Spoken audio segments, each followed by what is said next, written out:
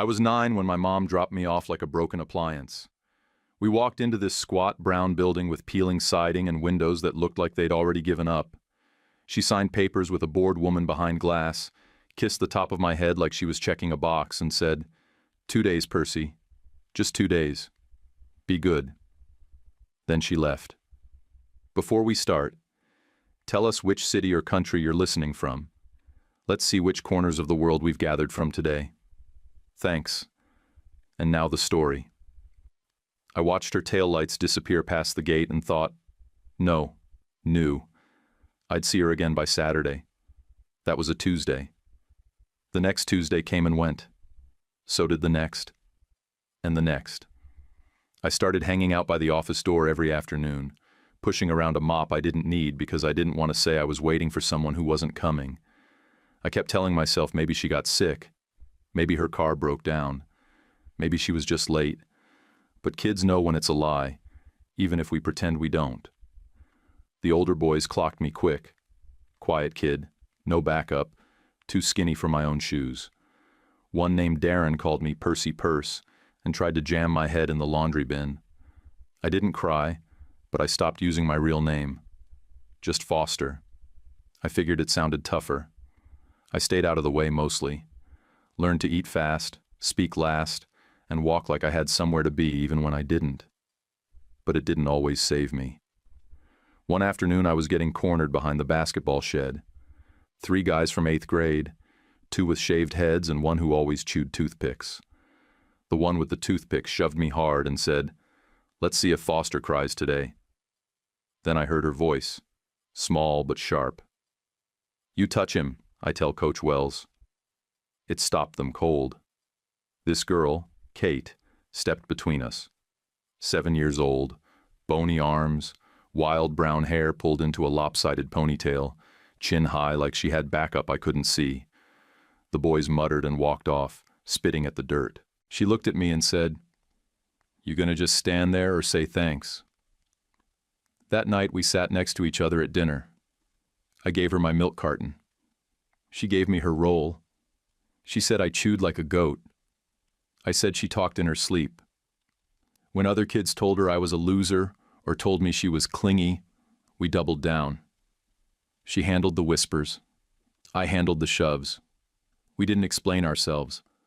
I told her I'd be an architect someday. Build a house nobody could be kicked out of. She snorted and said she'd run the place so it didn't fall apart when I forgot to pay the light bill. At night, under my bunk, I drew floor plans with my finger in the dust. In the morning, she'd quiz me on multiplication facts with a chewed-up pencil. I never saw a father's name on my file. Letters never came for me. One time the staff gave me an envelope. They thought it was mine. It wasn't. I didn't cry after that day. Not once. We made a promise one night under the flickering hallway light near the laundry room, me sitting cross-legged, her braiding strips of towel into a rope. We'd hold our own, and we'd hold each other. That's how we said it. Like a pact. No handshakes. Just words. Looking back, I know what that moment really was. That was my first blueprint. Not a house, a life. And Kate? She was the first thing I ever built that didn't fall apart. We grew up in the same orbit. After high school, I picked up a dawn shift stacking beams at Jensen's Lumber outside Tulare. Paid almost nothing, smelled like hot glue and sweat. But it was a start. I spent nights grinding through courses at the community college, chasing every scholarship and grant I could find. 2 years later, I transferred to Cal Poly, slept in a beat-up Honda Civic the first semester, and aced studio design on no sleep and gas station coffee. Kate stuck close, finished her GED, then jumped into project coordination at a local firm that didn't know what hit them. She was barely 20 and managing 30-year-old electricians like she was born with a clipboard in hand. Some people dream of leadership. Kate commands it. After I graduated, I rented this little garage in Visalia behind a car wash. No insulation, 1 power outlet, a fan that screamed like it was dying. I set up a drafting table and kept my files in milk crates. Kate would show up after her shift, drop tacos on my blueprints, and pull out spreadsheets. She had a highlighter in her ponytail half the time and always found some line item where I was underbidding. "Percy, she said once, waving a napkin at me. "You're practically paying them to let you design their house." I shrugged. "You think they'd go for that plan?" She deadpanned. "You're lucky I love poor decisions. Now eat your taco." I didn't say anything back then, but I was already in it. I mean all in, heart, mind, future, the whole thing. I just didn't know how to say it without screwing it up. On her 25th birthday, I went for it. I pulled every string I had. Borrowed a black Lincoln from a client who owed me one. Called in a favor with a rooftop bar manager in downtown Sacramento. Got a banner printed that said, "Happy birthday, Kate," like I was some big shot.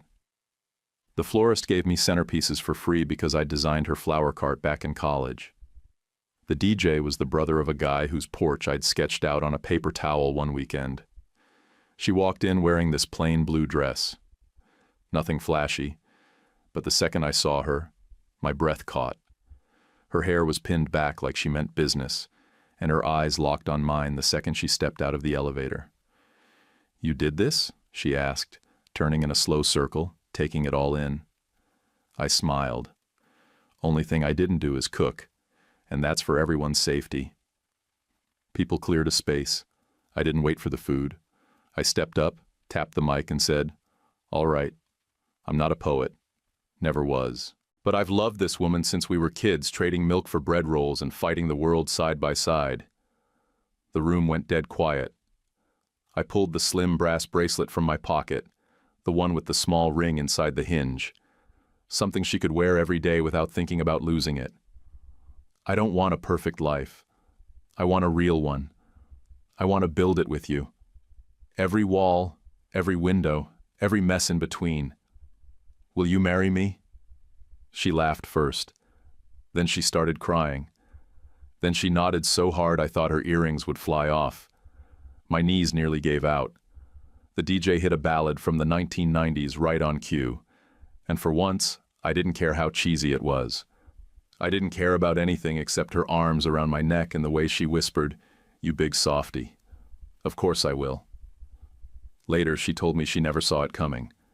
She always thought I saw her as a teammate. Strong, loyal, dependable. But not a woman. Not someone you build your life around. I told her she'd always been both.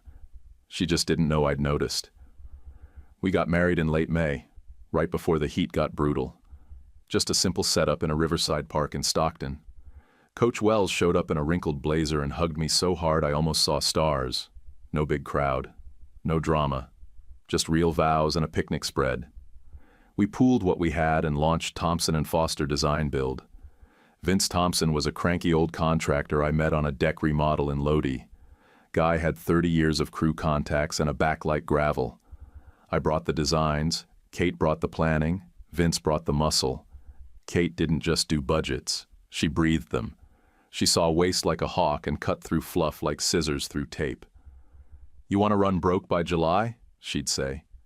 "Then fine, buy the premium tile. But don't come crying to me when we can't afford the Porta-Johns." We split profits 3 ways at first. Vince handled permits and subs. Kate ran schedules and estimates. I drafted till my fingers cramped and made every last thing code compliant to the nail. First year was a grind. We took every odd job that came our way. Gazebos, add-ons, one haunted-looking sunroom nobody else would touch. Then the work picked up. Then it didn't stop. By year 3, we had our name on 6 projects across the Central Valley. Word got out. We delivered on time, under budget, and didn't screw people. That alone put us in the top tier. We made a rule early.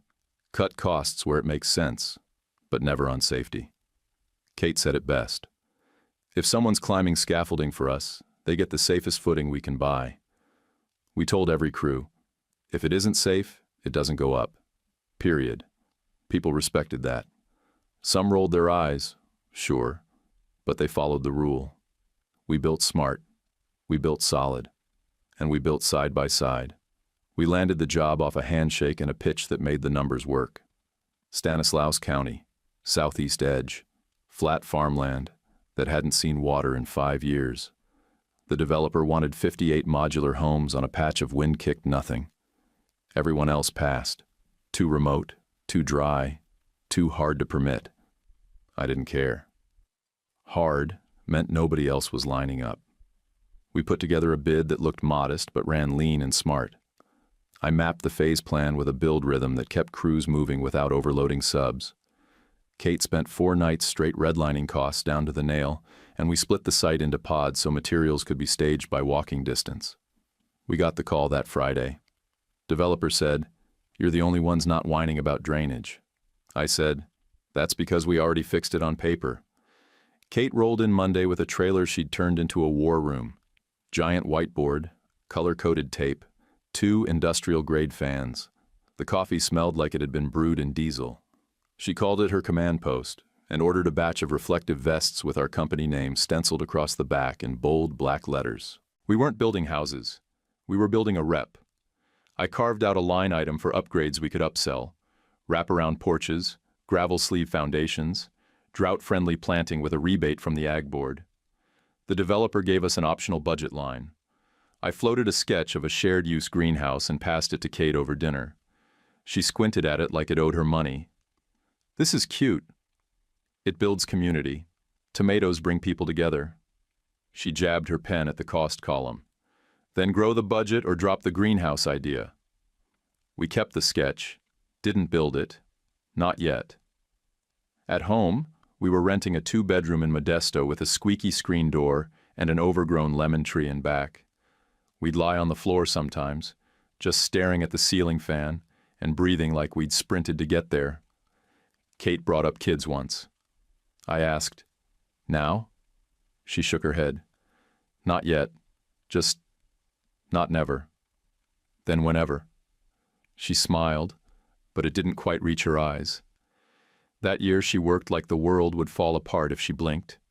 She handled every sub, yelled at 2 inspectors who tried to sign off without walking the frame, and fielded daily calls from buyers who wanted modern farmhouse with industrial touches. Whatever that even meant. I watched her shoulder the whole thing like it was nothing, like sleep was optional and pressure just part of the dress code. I told myself I'd buy her time one day. Not jewelry, not flowers, time. The one thing no one ever gave her. Vince, meanwhile, stomped around grumbling about checklists and paper trails. "Back in the day, we eyeballed it," he said once. Kate didn't even look up. "Yeah, and people died back in the day." She made sure every inspection point got logged. Date, time, signature. I backed her always. We had a site super named Raul who came cheap, talked slick, and moved fast. Too fast.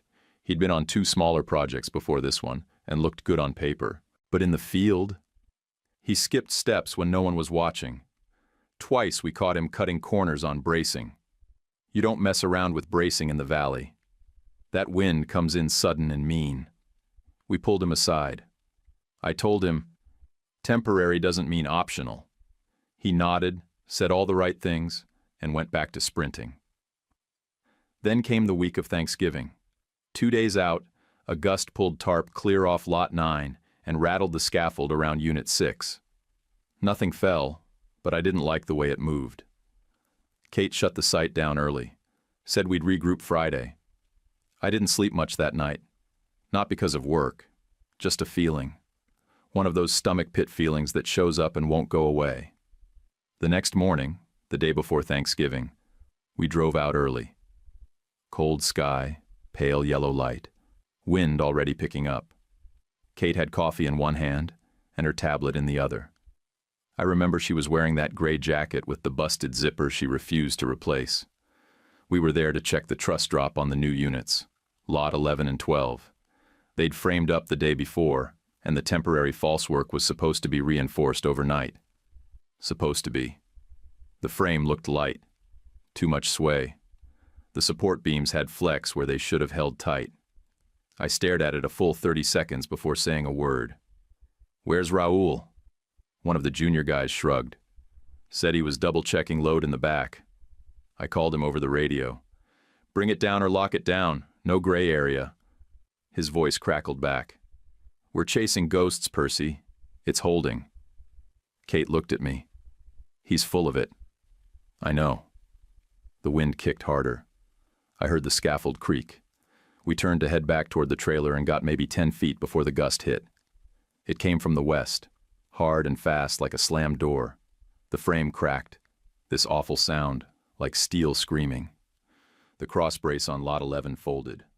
One beam broke clean and dropped. The whole section of falsework sheared sideways, taking the top truss with it. I turned to yell. I think I yelled. I saw Kate's face twist. Then everything went loud. Metal above, dirt below. The world flipped and collapsed at the same time. I hit the ground before I knew I was falling. Something slammed across my shoulders. Then pressure. Everywhere. Deep and cold and final. Kate shouted my name, but it was already fading. I opened my mouth and tasted blood and grit. Then I didn't hear anything at all. The first thing I noticed was the smell, bleach and plastic. The second was Kate's hand in mine, her thumb twitching every few seconds like she was trying to stay awake.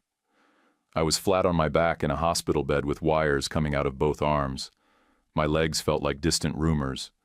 My mouth was too dry to ask anything, but when Kate opened her eyes and looked at me, I knew it was bad.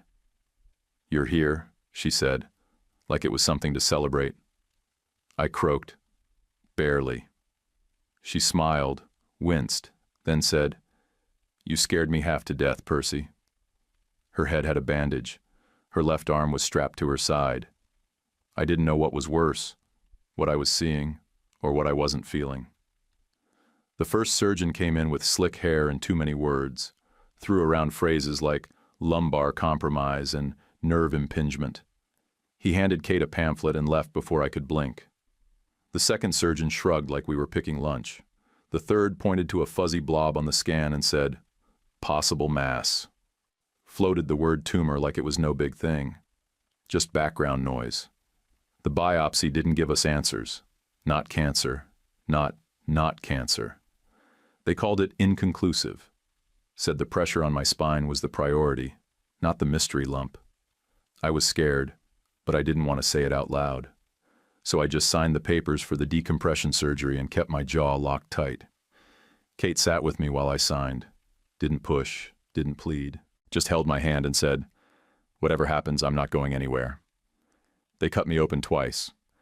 Both times I woke up hoping for a miracle and got nothing but pain and a different angle of numb. My legs didn't move.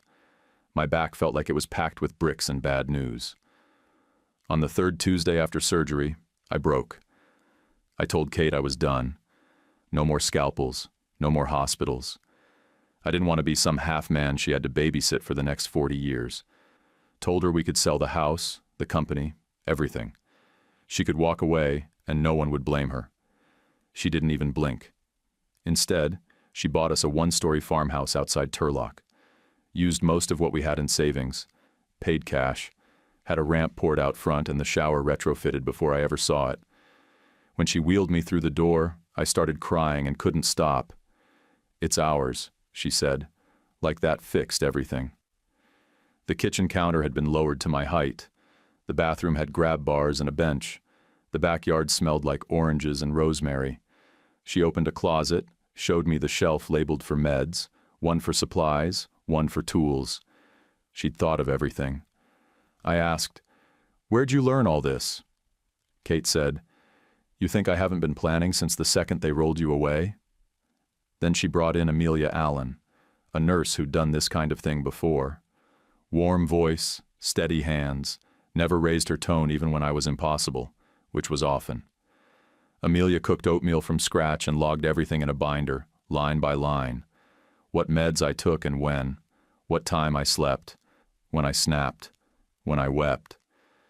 She sat with me on the bad days, let the silence stretch out. Sometimes I'd rant about how worthless I felt, how I hated my body for failing. She'd just nod and say, "You're allowed to feel that. You're just not allowed to live there." Kate, meanwhile, went quiet. She worked late, came home with takeout she didn't eat, took calls outside. She'd stand in the hallway some nights like she didn't know whether to come in or vanish. I didn't see it at first. I was too far inside my own hole. One night, I woke up at 3 a.m. and she wasn't in bed. I panicked. Found her sitting in the car, engine off, staring at the dashboard. She looked up when I opened the door. I just needed quiet, she said. I didn't push, just nodded and helped her inside. A few weeks later, I was staring at the ceiling again. Same tile pattern, same itch in my legs that didn't mean anything, when Amelia wheeled in a crate with a blanket squirming inside. "What on earth is that?" I asked. She smiled. "Your new roommate." A scruffy little mutt popped his head out. Tan fur, one floppy ear, scared eyes. "Shepherd mix," Amelia said. "Found nosing around the job site a few days after the collapse. Animal control couldn't catch him, but he came right to my truck." I said, "You brought me a stray dog?" She said, "He came looking for someone. Looks like he found him." The dog, Pepper, we decided, curled up next to my chair like he'd been waiting for me his whole life.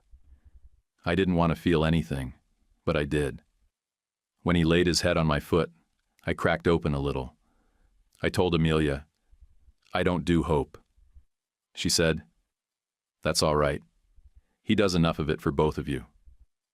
Pepper was the first to trust him. The moment Kenneth Davis stepped through the door, plain jeans, faded button-up, canvas bag slung over one shoulder, Pepper didn't bark or sniff or circle. He just walked up, looked him in the eye, and laid down at his feet. Amelia watched it happen and said, "Well, that's rare." Kenneth looked down at the dog, then at me. "He always pick people this fast?" "Not people who carry charts," I said. He didn't flinch. "Good to know." His voice was steady, clipped, but not cold. He moved like a guy who'd worked long hours with short tools, shoulders back, knees bent, like he was always halfway into a lift.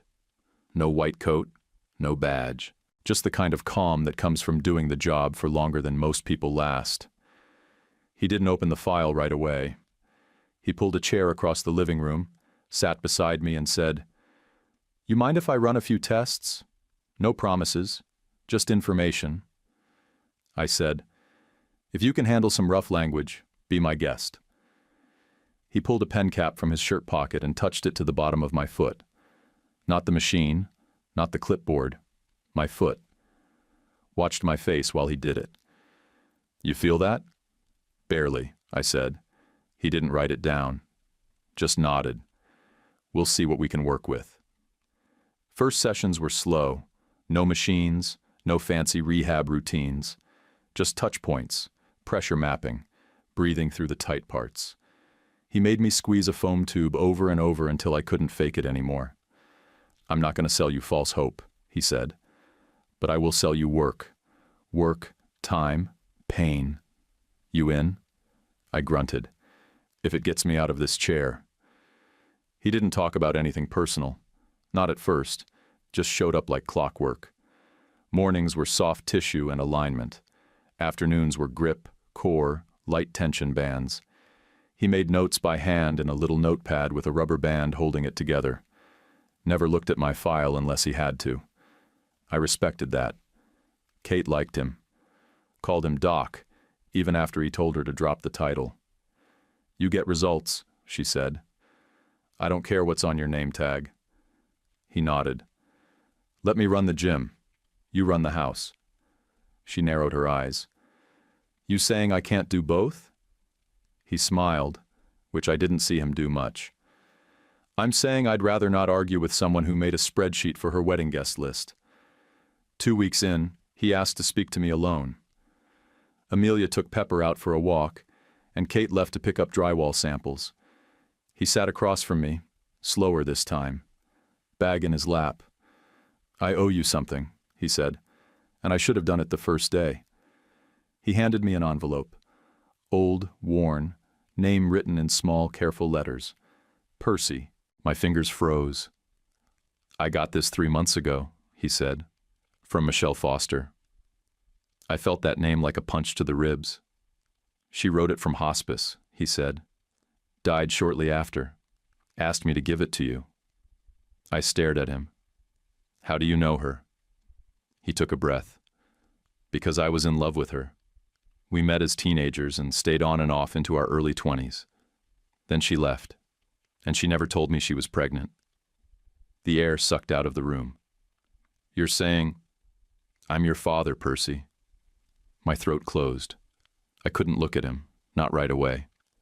She told me everything, he said. How she panicked. Picked a guy who could give her a safe life. Hid the pregnancy. Dropped you at the county office. She said she never forgave herself. He pulled something else from the bag. A folded piece of crumpled paper. My drawing. A crooked house with a chimney. 2 stick figures. 1 dog. I remembered it. I drew it in the group home when I was 9. I'd left it on the kitchen table the night I realized no one was coming. She kept this in her wallet, Kenneth said. All those years. I didn't cry. I didn't scream. I just lowered my head into my hands and sat like that until my palms were wet with something I couldn't name. Pepper came in, trotted over, and pressed his head into my knee like he knew. I didn't say Dad, couldn't. But I did say, okay, show me the work. He nodded, eyes rimmed red but steady. Next morning we started our rhythm. Every morning at 8 o'clock, soft tissue and trigger points. Every afternoon at 2 o'clock, stretch, core, and mirror work. In the evening, short walks on the porch, Pepper trotting beside me like a 4-legged metronome. Kate watched from the kitchen sometimes, arms crossed, jaw tight like she didn't want to believe in it too soon. Amelia adjusted the schedule board, color-coded new sessions in green. Kenneth never crossed the line. He transferred medical oversight to the clinic attending. Stayed on as my coach, not my doctor. Said, no conflict, just support. Some days I wanted to punch a wall. Others I wanted to sleep through everything. But the days got shorter. The pain changed. And one afternoon, I caught my foot twitch when he hit the right nerve. See that? He said. Could have been a spasm. He didn't argue. Just said, let's make it happen again. At night, we started doing short video calls. No big reason. Just check-ins. Me from the recliner. Him from the shop he was converting into a clinic. I'd tell him what still hurt. He'd ask if Pepper pooped outside that day. Sometimes Kate joined. Sometimes not. One night, late, he said something small. Something about how proud he was. I didn't think. I just said, love you too. It came out raw, quiet, almost embarrassed. I didn't know if he heard it, or if Kate, who passed behind me with a laundry basket, heard it either. But I meant it. It started small. Kate came home late. One night, then another, then 3 in a row. She walked in like she'd just clawed her way out of a war. Flat eyes, jaw set, hair tied back like she didn't want it touching her skin. She didn't say much. Dropped her bag, picked at dinner, and disappeared into spreadsheets or the shower. The third night, she stepped into the bedroom while I was mid-call with Kenneth. She caught only the tail end. Me leaning back in the recliner, dog asleep at my feet, voice low. Love you too, I said, out of habit now. It slipped. She froze in the doorway, didn't ask a question, didn't say a word, just backed out like the doorknob shocked her. I called after her, but the hall was already empty. The next morning her car was gone before sunrise. No note. By noon I'd texted twice. No answer. By dinner, 5 texts, 2 missed calls. Still nothing. Kenneth found me still holding the phone like it owed me something. I looked up, and he just said, "Don't go chasing shadows, son. Stick to the work." I wanted to snap, but didn't. Just nodded like my skull was full of rocks. That night, I didn't sleep. I lay awake counting the creaks in the ceiling, trying not to check the window every time headlights passed. The next day was worse. I didn't go to the mat, didn't stretch, didn't speak. Just stared through the kitchen wall like I could will her back. Day 3, I cracked. Amelia came in like she always did, binder in one hand, tea in the other. She set both down and didn't speak right away. Then she slid the binder onto my lap and tapped the cover. "You need to stop guessing." I blinked. She reached into the side pouch and pulled out Michelle's letter. The one Kenneth had given me weeks back. The one that still smelled like faded perfume and regret.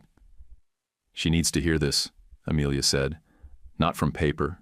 From him. From you." I didn't move. "You two are too loyal to give up this easily," she added, voice sharp now. "But loyal doesn't mean silent." Around 4 p.m., the screen door creaked. Kate walked in like she was made of glass and duct tape. Her shoes were still crusted with sand. Her hair was knotted from salt air. She looked 10 years older and half as sure of herself. I didn't let her start. "Kate," I said, "that man you heard on the call? That's my father, Kenneth. He's not a secret. He's not an affair. And I should have introduced you both weeks ago. I was wrong to keep it quiet." She didn't speak. Kenneth stepped forward with the envelope in hand and a folded document behind it. "This is from Michelle Foster," he said, voice steady. "Dated 3 months ago. Hospice intake.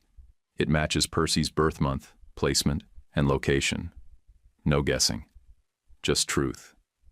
He didn't push it into her hand, just held it out and waited. Kate took it like it might bite her. She opened the letter, read a line or two, then unfolded the paper underneath. It was the drawing, my old floor plan sketch with 2 stick people and a lopsided roof. She stared at it a long time. "She kept this?" Her voice cracked halfway through. "She really kept it?" "She did," Kenneth said. "All the way to the end." Kate looked at me. "I thought you were—" "I know. I heard— I know." We stood in it. That ugly, stupid, heart-punching silence where everything could still fall apart. "I'm sorry I ran," she finally said. "I'm sorry I made space for you to think you had to." We both laughed. Just a breath. Then we stopped, because it wasn't funny. "Trust first," I said. Kate nodded. "Like a job site rule." We sat on the couch, both of us hunched forward like our backs were carrying bricks. Kenneth didn't hover. Amelia came in with water like she'd timed it.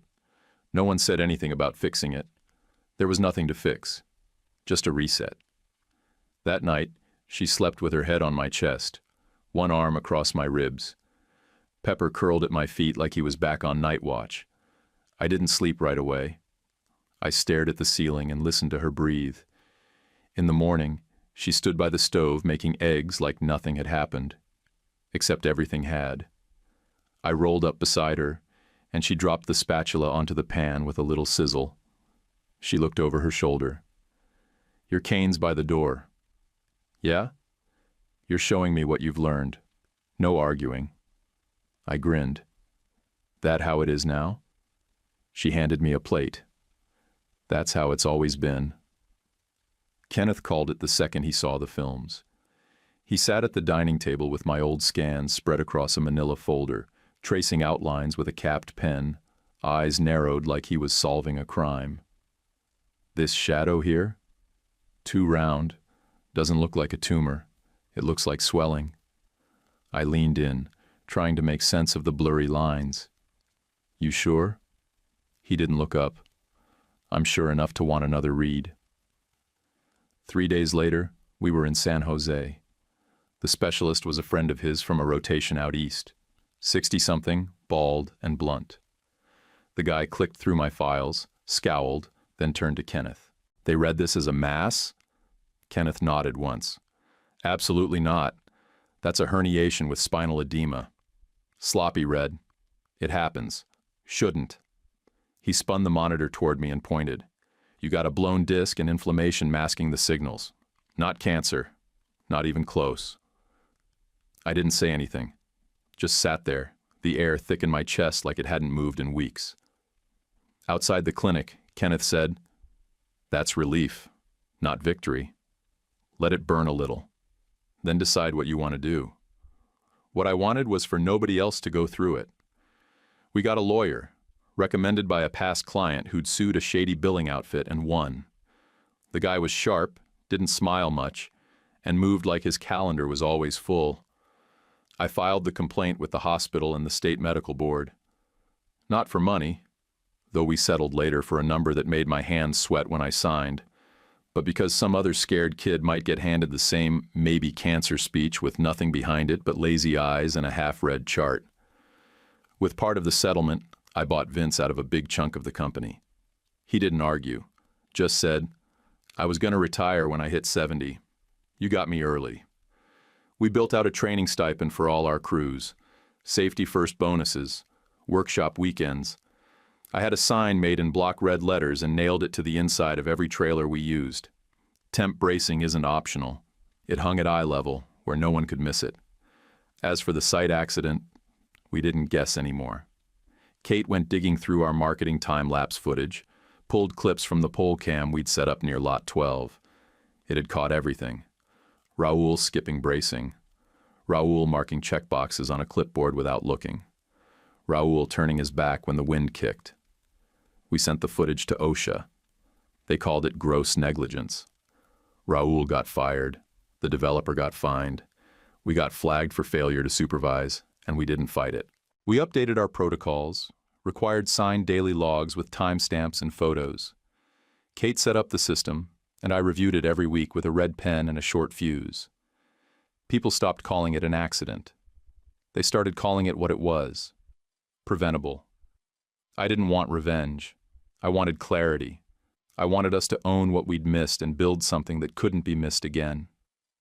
Back at the house, Kenneth's program leveled up. He wasn't mean, not exactly, just relentless. Scar tissue in my back? He found it with his thumbs and pressed until I shouted loud enough for Pepper to hide behind the couch. Stretch bands? He had me doing reps until my hands shook and the sweat dripped off my elbows. "You want comfort? Go sit in the chair," he'd say. "You want progress? Keep going."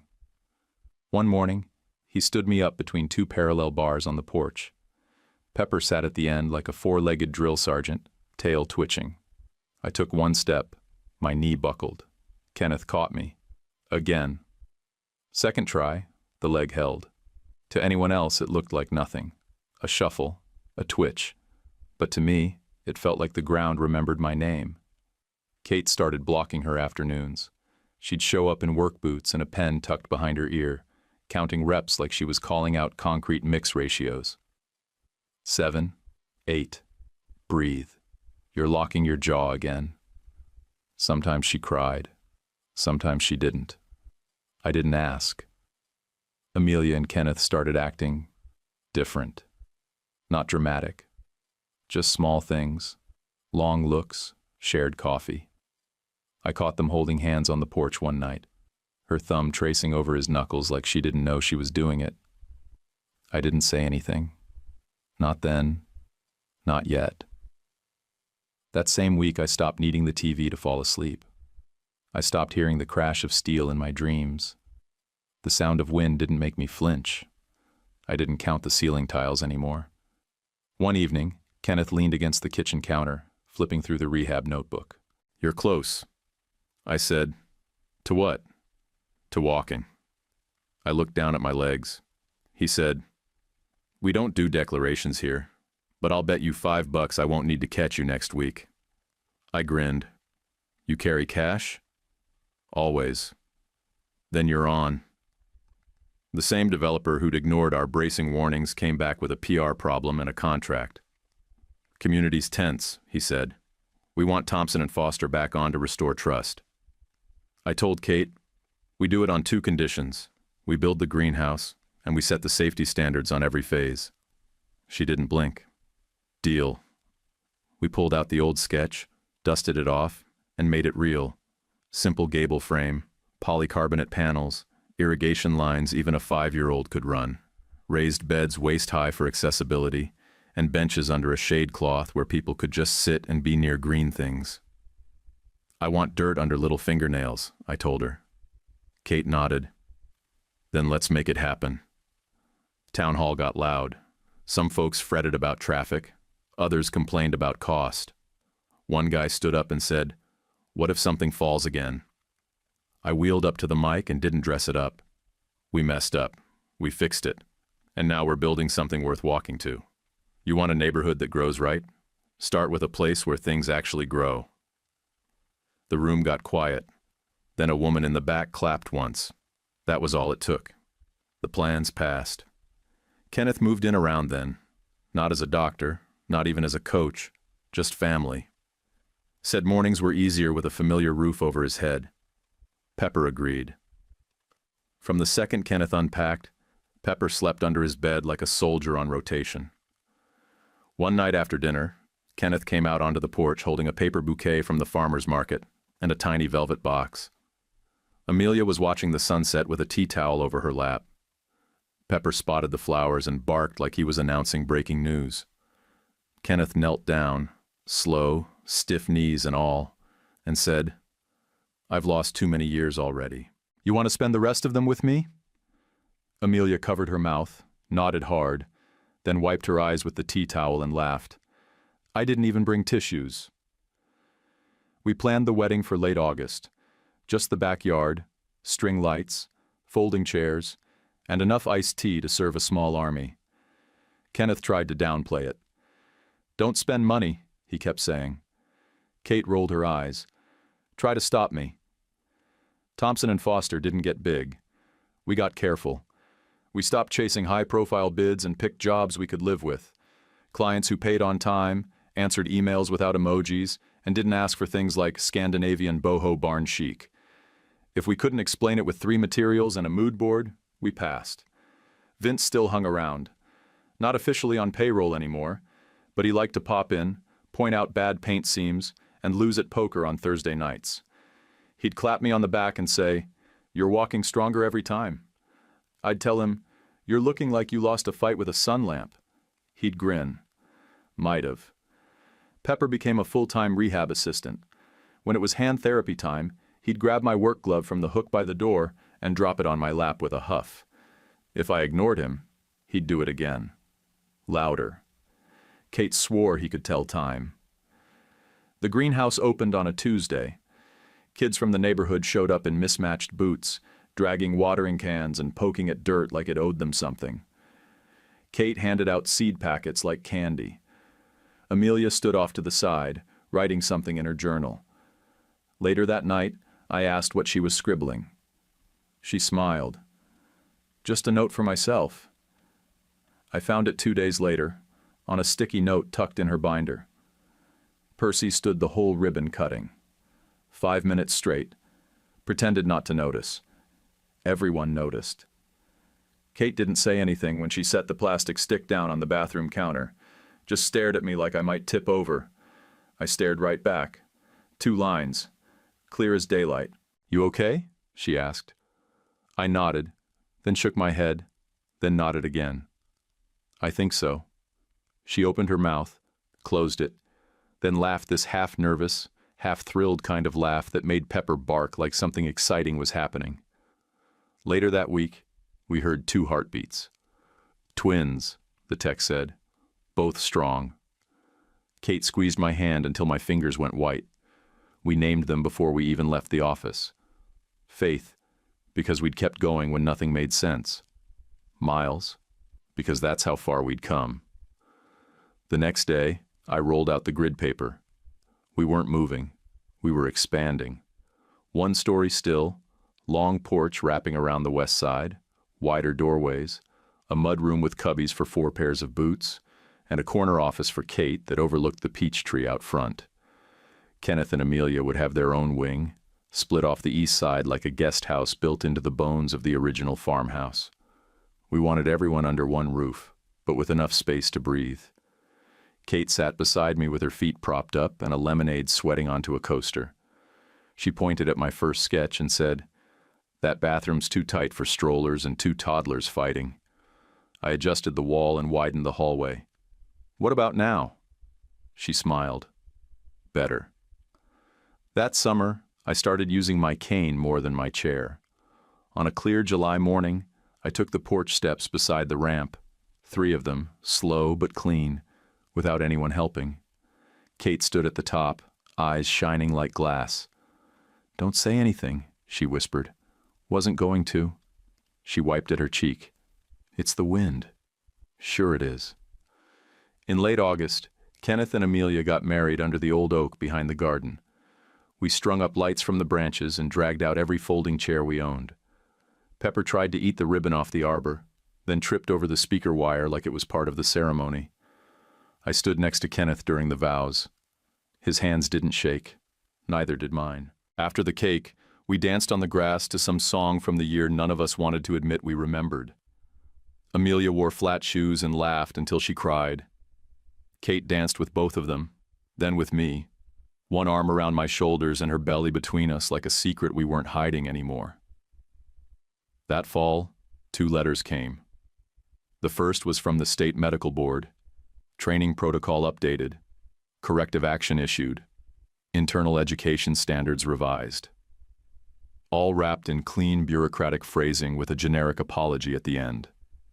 I framed it in the shop, not as a trophy, as a warning. The second letter was OSHA's final report. Our fines stayed, the developer's penalties expanded, and Raoul's name was officially flagged as non-compliant. He wasn't banned from the industry, but close. Enough to keep him away from anyone else's sight for a long while. It wasn't revenge. It was consequence. And that felt right. Kate and I were invited to speak at a builder's breakfast a week later. Big hall, cheap coffee, guys in boots and polos. We stood side by side behind a folding table with handouts nobody touched. I said, "You ever stand under something that should have been braced?" "I have." Half the room stared at their boots. That was enough. Pepper started sticking to Kate like he had a second job. He followed her from room to room, curled up beside her while she answered emails, and slept with his head tucked behind her ankles. When she forgot her vitamins, he nosed the cabinet until someone noticed. She patted his head and said, "You're a snitch, you know that?"